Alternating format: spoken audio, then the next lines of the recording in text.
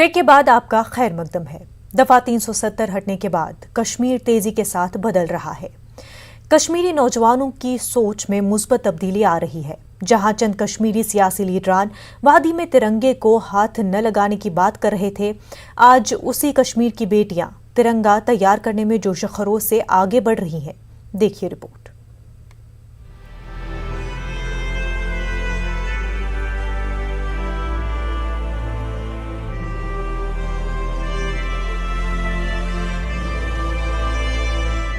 पंद्रह अगस्त यानी जश्न आज़ादी की तकरीब को पुरवकार बनाने के लिए हर तरफ तैयारियां उरूज पर हैं। शहरों से लेकर गांव देहात तक तिरंगा लहराने की तैयारियां हो रही हैं। वहीं कुपवाड़ा जिले में नौजवान लड़कियों की एक बड़ी तादाद तिरंगा तैयार करने में जुटी है। GSS सेंटरों में काम कर रही लड़कियां अब दिन रात कौमी तिरंगा सीने में लगी हैं। मुख्तलिफ इलाकों से आने वाली लड़कियां ये काम अंजाम दे रही हैं। पिछले 4 दिनों से हम ये काम कर रहे हैं सर। अब सब लड़कियां इसी काम में लगे हैं। वो मतलब सारे तिरंगा बना रहे हैं, क्योंकि 15 अगस्त तक वो सारे कंप्लीट करने हैं। हम अलग अलग इलाकों से यहाँ पे काम करते हैं। 40-50 लड़कियाँ हैं। मतलब हम 5-6 दिन से ये काम कर रहे हैं। 15 अगस्त से पहले हमें ये तिरंगे बनाकर उनको देने हैं, जो कॉन्ट्रैक्ट हमें मिला है। हम अपना रोजगार को माना चाहते हैं। 15 अगस्त से पहले हमें 5000 तिरंगे बनाने हैं। जी सर, हम 50 लड़कियाँ यहाँ पे काम कर रही हैं, जो मतलब ये तिरंगा बनाने का और मतलब कटिंग टेलरिंग सिलाई का काम करते हैं। बहुत सारी लड़कियाँ, लेकिन वो अपने अपने एरिया में काम कर रही है। हम यहाँ पे जैसे ऑफिस में ये फ्लैग्स बना रहे हैं। अभी हमने बहुत 3000 बनाए, अभी 2000 पेंडिंग है। हम सुबह से लेकर मतलब हम दिन रात मेहनत करते हैं, ये बना रहे हैं। अक्सर सुर्खियों में रहने वाले इलाके कुनन कुपवाड़ा की लड़कियां भी जश्न आज़ादी के लिए तिरंगा तैयार करने का काम कर रही हैं। फ्लैग्स बनाने का यही मकसद था कि 15 अगस्त आने वाला है, जबकि UT एंड सेंट्रल गवर्नमेंट ने ये अनाउंस किया था कि हर एक सरकारी इमारत पे, हर एक सरकारी दफ्तर को झंडा लहराना है। तो झंडे की डिमांड बढ़ गई इसकी वजह से कि जितने सारे सिस्टर डिपार्टमेंट से they approached us and we are now fulfilling this very target of 5000 flags. हमारा मकसद भी यही है कि हम गर्ल्स को उस स्टेज तक लें जहाँ पे वो अपना लाइवलीहुड कमा पाए। ये जो तिरंगा बनाने का काम है, ये हम अपनी खुशी से कर रहे हैं। मतलब ये हमें 15 अगस्त से पहले तैयार करके देने हैं। ये कॉन्ट्रैक्ट मिला है हमारे GSS को। तो हम यहाँ से 40-50 लड़कियाँ जो मतलब ये काम कर रहे हैं। त्रालपुरा से, ऋषिगुंड से, कुनपुशपुरा से, ब्रनवारी कुपवाड़ा से, बुमावा से, सर और मतलब जितने भी सेंटर्स हैं, हम सब यहाँ पे आके काम करें। वाज़ेह है, दफा 370 हटने के बाद कश्मीर के कुछ सियासी लीडरान का कहना था कि कश्मीर में अब कोई भी शख्स हिंदुस्तान का तिरंगा नहीं लहराएगा। PDP सदर महबूबा मुफ्ती ने बुलंद आवाज में कहा था कि कश्मीर में कोई तिरंगा नहीं उठाएगा। लेकिन अब कश्मीर की तस्वीर बदल रही है। कश्मीर की बेटियां तिरंगा तैयार कर रही हैं। यहाँ के नौजवान नए कश्मीर का ख्वाब देख रहे हैं। न्यूज़ 18 उर्दू के लिए कुपवाड़ा से यहिया सुल्तान की रिपोर्ट। रुकने पार्लियामेंट और NC सदर डॉक्टर फारूक अब्दुल्ला ने गगनगीर में ज़ेर तामीर जोजला प्रोजेक्ट का मुआयना किया। NC के सूबाई सदर नासिर असलम वानी, सीनियर लीडर मियां अल्ताफ अहमद और नायब सदर के सियासी मुशीर तनवीर सादिक भी फारूक अब्दुल्ला के हमरा थे। फारूक अब्दुल्ला ने प्रोजेक्ट में काम कर रहे मुलाजमीन की सताइश की और इस उम्मीद का इजहार किया कि मुअय्यना वक्त से मुकम्मल प्रोजेक्ट किया जाएगा। आपको मुबारक है, धन्यवाद आपके लोगों को, इंजीनियर्स, वर्कर्स जिन्होंने इसकी मेहनत की और एक नई चीज भारत के लिए बनाई। Thank you sir. ये बहुत ज़रूरी था, क्योंकि जो हम लोगों को मुकाबले करने हैं उनके लिए ये टनल बहुत ज़रूरी है सर। और मैं दिल से आपको मुबारक करता हूँ। Thank you sir. इंडिया को मुबारक करता हूँ कि जिन्होंने इस पर तेजी से काम किया है सर। और आज हमारे सामने एक नई चीज आ गई। बहुत बहुत शुक्रिया। धन्यवाद से आप सबका धन्यवाद sir. NHIDCL will make sure कि next year this project is completely in all its perspective. And I'm sure soon, by the grace of God, we will have Zutila tunnel also. Yes, and that with will 2 be tubes. also. And we'll have 2 tubes. Not 1 tube, we'll have 2 tubes. Thank you sir. जिला रामबन के मारूगा इलाके में जम्मू श्रीनगर कौमी शाहराह पर आज आमदोरफ्त मुतासिर रही।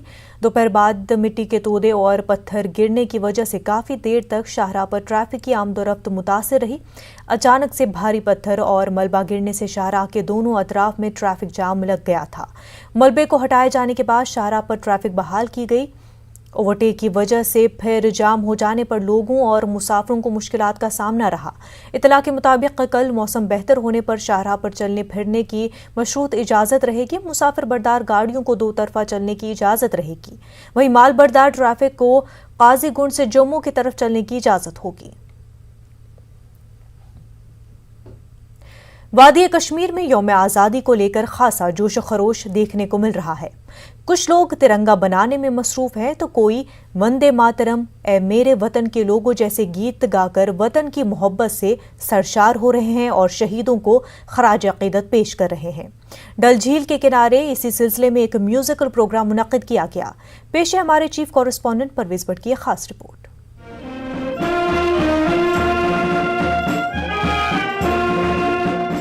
वंदे मातरम की ये धुन किसी भी मुहिब्बे वतन के जज्बे को सरशार करने के लिए काफी है। यौम आज़ादी की मुनासबत से डल झील के करीब मुनक्किदा एक खसूसी म्यूजिकल प्रोग्राम में जैकली ट्रेनिंग सेंटर के म्यूजिकल बैंड ने अपनी मौसीकी से माहौल को गरमा दिया। इस दौरान डल झील के आसपास तिरंगा लहराया गया।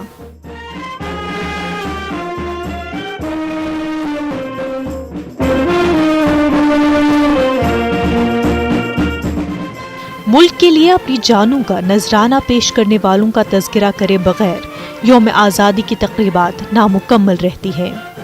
जैकली बैंड ने ए मेरे वतन के लोगों जरा आंख में भर लो पानी की धुन बजाकर वहां मौजूद सभी को जज्बाती कर दिया।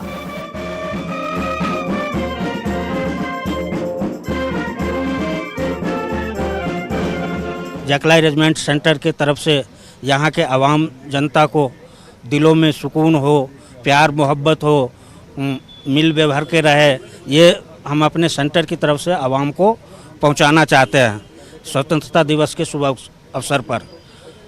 तो यही है हमारा मैसेज। पैट्रियोटिक सॉन्ग से हम आवाम को दिल लुभाना चाहते हैं। जैकलाई रेजिमेंटल सेंटर मिलिट्री बैंड से एक छोटा सा प्रोग्राम देने के लिए हमने आया है और यहाँ सबसे पहले आप लोग को पूरा जैकलाई रेजिमेंटल ग्रुप का आप लोग को बहुत बहुत शुक्रगुजार है जो आप हम लोग जो प्रोग्राम का यहाँ पर पार्टिसिपेट करने के लिए आए। इस साल 75वें यौम आज़ादी का थीम आज़ादी का अमृत महोत्सव रखा गया है।